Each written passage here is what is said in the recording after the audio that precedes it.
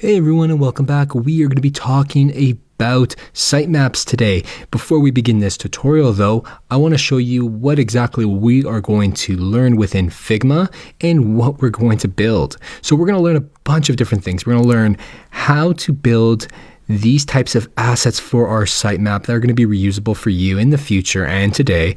And we're going to make non-component versions, and we're going to learn how to use components. And that's going to be super fun. Trust me, it's going to make your workflow and your life just so much more easier.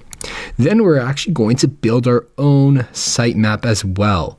So you're going to need a couple of things before we can actually start building. You're going to need, obviously, you're going to need Figma, but you're going to need the Autoflow plugin. So if I go into my plugins just by right-clicking, this is what Autoflow looks like. And if I were to make a rectangle, it basically allows you to connect one layer to the next, kind of like how we're seeing here. We're going to be using that a lot. So if you haven't used this plugin yet, definitely get it before we start. Okay, let's get started.